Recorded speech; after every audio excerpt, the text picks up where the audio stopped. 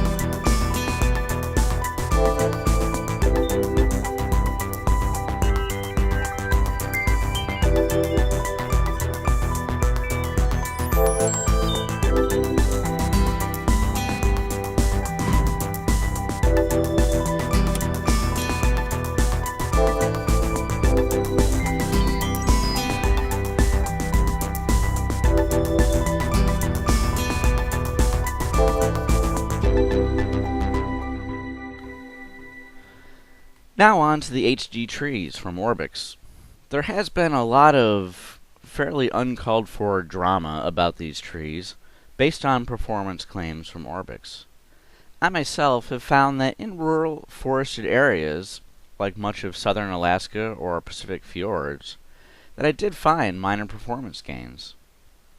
Now anything that doesn't detract from frame rates is probably pretty clever, and in some circumstances, this product actually improves them slightly. From the ground and from most angles, they do look better the closer you get. The optimization that they use to gain frames, though, did affect how they look from directly above. The model has been simplified and the horizontal plane is gone, so the vertical cross planes that are all that remains, and when looking down on the tree, it becomes pretty obvious. From most angles from the cockpit, this is not obvious. It is best seen on external, downward-looking views.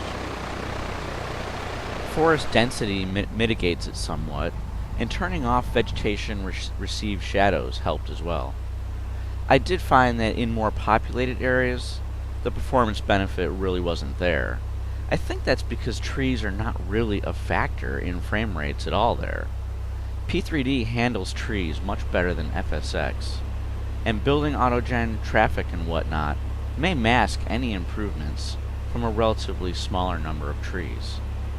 This limits its effectiveness for things like airliner pilots, who generally will be landing at larger airports in more populated areas, but makes it very effective for bush flyers. I'm actually somewhat curious as to the effect in FSX, since FSX tree handling is not nearly as good as P3D's. Therefore, any performance gains from trees may have a bigger effect. However, in no case did it detract from performance, and my VAS hit was negligible in all cases, averaging around 10 megabytes. So for most applications, I do recommend them regardless, because of the low cost, the visual gains, and no performance loss in any scenario I tried. Lastly, one great thing about HD trees is that one can disable it in the control panel. I probably wouldn't have had too much of a problem if it had just replaced the textures, but adding a control mechanism is a nice touch, frankly allowing the user a greater visual control over their sim experience. Although HD Tree's release is well known, I did want to call attention to the A2A update, as it does greatly expand the depth of their GA lineup, since whether or not the GPS is installed is controllable by their aircraft configurator panels. I haven't tried it yet, but the release notes say that one can now fly the C-182 without the GPS as well. And even though it seems like just an update to a previously existing product, it is a pretty big advance in terms of the features for these aircraft. Well, that's all for now. If you liked what you saw, please hit like and by all means subscribe.